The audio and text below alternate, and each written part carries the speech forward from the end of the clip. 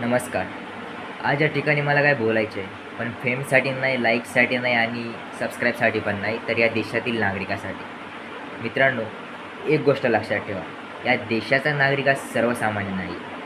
अरे, या सर्वसामान्य नागरिकामुळेच देश चालतो. अरे, हाच नागरिक आपल्या खिशातून कर भरतो, तेव्हाच राजकारणाची पोटं भरतात.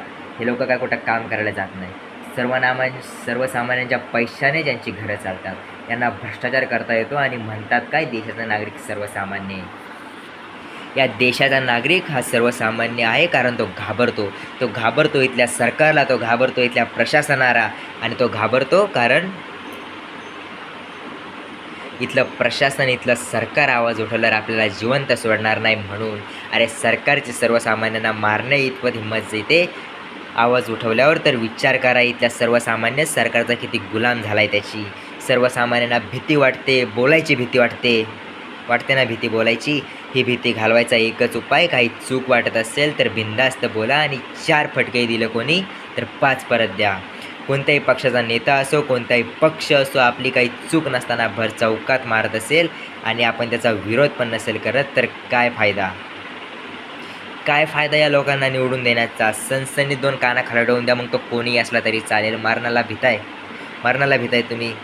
मरण तर एक सगळ्यांनाच येणार आहे, पण 100 दिवस शेळी होऊन जगण्यापेक्षा 1 दिवस वाघ होऊन जगा. तो स्वाभिमान मेला तरी तुमच्या पाठीशी राहील. इथलं सरकार चुकत असेल तर त्याला शिव्या द्या, पायाखाली तुडवा, हाना, मारा आणि त्यांची चूक दाखवा आणि जागेवर आणा त्यांना. अरे, इथल्या अर्थव्यवस्थेला छिनाल म्हणणारा नामदेव ढसाळ जर कधी तुमच्या अंगामध्ये शिरला तर या देशाचे कल्याण झाल्याशिवाय राहणार नाही, मी सांगतो.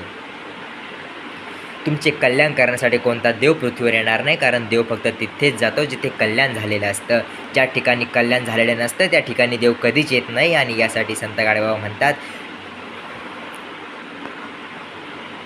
धरती पैदा झाली तेव्हापासून देव कोणी पाहिला नाही, देव कोणता दिसला नाही, देव पाहायची वस्तू नाही, सत्यनारायणी देवाची भक्ती नाही. ही भटजींची रोजगार हमी योजना आहे, हा चुत्याचा बाजार आहे. अरे, 1200 कोटी चोरले राम मंदिरातून, यावरून समजते की देवाला पैशाची गरज नसते. मग कशाला जाता तिकडे दान करायला?